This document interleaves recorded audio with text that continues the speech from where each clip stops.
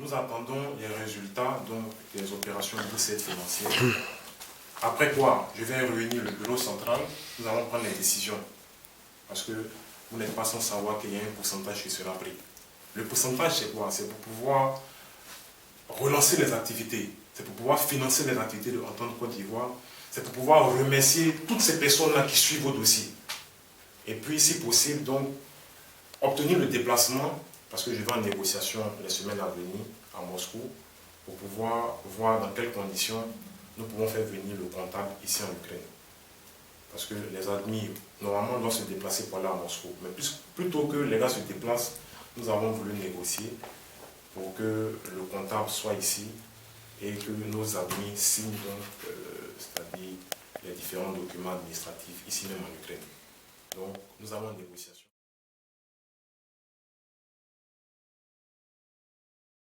Là, honoré, nous avons aussi posé la question lors de notre entretien avec son Excellence Monsieur l'ambassadeur et avec le consul donc, de Moscou, M. Kwaku. Ils nous ont dit le consulat honoré, donc c'est à titre honorifique. À titre honorifique, je précise, c'est pour l'honneur. C'est pour l'honneur, c'est dit quoi? C'est une personne que l'État ukrainien propose, c'est-à-dire il y a des accords entre l'État ukrainien et l'État de Côte d'Ivoire. Et en fonction de cela, donc, on propose une personne vraiment qui a une bonne image et qui a vraiment de l'influence pour pouvoir intervenir en cas de problème au niveau même du pays. Et c'est dans cette optique-là qu'on désigne une personne pour pouvoir s'en occuper. Donc le consulat honoraire traite les questions de légalisation des documents. Il traite les questions, c'est-à-dire, par exemple, si tu as un problème, par exemple, avec la police, etc., eux ils peuvent intervenir en tant pour t'apporter une assistance, pour t'aider. Au niveau, mais ça c'est au niveau de l'Ukraine qui peut vraiment intervenir pour aider.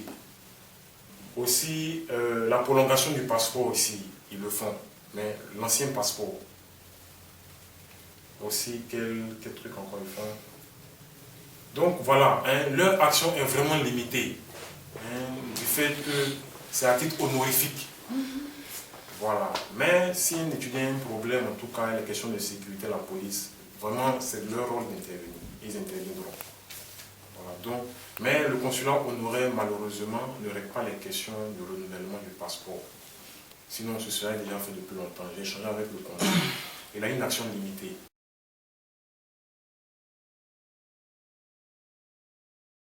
Le bilan financier 2013 en tant que Côte d'Ivoire s'établit comme suit. D'abord, les entrées d'argent. On a eu les cotisations. Traoré Ibrahim, 90 griven. Wapeu Jedikael, 90. Le président, 90. Guedi Ange, 75. Bon, griven, Blé Hervé, 45. Sangare Falikou, 15 griven. Sali Ouattara, 45 griven. Anvo Ange, 50 griven. Ouattara Janine, 30 griven. Guy Landry, 50 griven. Yves Mensa, 100 griven. Le président Fofana Fonak, donc ancien président de l'Entente Côte d'Ivoire, est venu en visite et il a donné la somme donc, de 100 griven. Nyamke Ernest, 90 griven.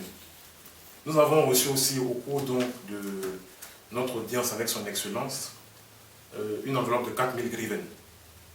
Ce qui fait un total de 4870 griven que nous avons eu comme entrée d'argent cette année. Les actions menées sur le terrain. Nous avons ouvert un compte, donc 50 griven, le cocktail des différentes réunions, donc 200 griven, le règlement des problèmes avec les différents déplacements qui ont eu lieu. Nous avons dépensé 250 griven. La rencontre avec son Excellence, avec les différents déplacements, les logements, nous avons dépensé 1600 griven. Aussi, nous avons octroyé une prime de déplacement au président de section et aux membres du bureau central. Voilà, tous ceux qui sont manifestés ont une prime. Donc, nous avons dépensé 700 griven parce que nous avons estimé que c'est eux les responsables et qu'il fallait leur permettre au moins de se déplacer. Voilà. Les autres fois, on verra comment, en tout cas, voilà, mieux faire. Nous avons, pour le marathon de la mobilisation, dépensé 1000 griven. et aussi pour la fête de l'indépendance. Nous avons dépensé 600 griven.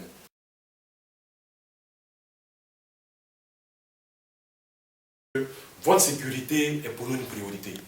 Nous ne pouvons pas accepter que des Ivoiriens soient agressés, que ce soit ici à Kharkov, que ce soit à Dnipropetrovsk, à Ternopil et sur l'ensemble du territoire ukrainien. Donc je profite pour vous rassurer. Vaquez à vos occupations, mais seulement dans la journée, je vous en prie. Évitez les sorties nocturnes, surtout les nouveaux là. Faites ce que vous avez à faire, mais la journée de préférence. Et puis soyez vraiment vigilants, parce qu'il y a certains Ivoiriens qui sont vraiment agressés, c'est pas bon. Aussi, nous sommes en train de négocier pour entrer en contact avec le chef de la police ici à Kharkov, pour que tout ce qui est la question des Ivoiriens soit pris avec délicatesse. Voilà, donc.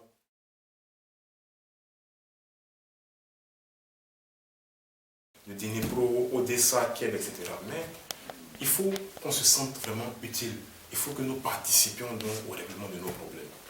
Donc j'appelle en tout cas les Ivoiriens, de manière générale, je vous appelle à vous ressaisir et à nous aider donc à pouvoir régler les problèmes. Grosso modo, un peu le bilan partiel, puisque le mandat c'est 2 ans. Donc pour les presque 1 an qu'on a fait, voici ce qui a été fait sur le terrain, que je soumets à votre appréciation. Et bien entendu, je reste ouvert au cas où il y aurait donc d'éventuelles questions et préoccupations. Voilà. Bien, merci donc au président André. Voilà, donc merci pour son intervention, merci pour le travail qui a été abattu, que nous avons donc remarqué, chacun un peu à son niveau. Bien, donc si vous avez des préoccupations, la liste est ouverte.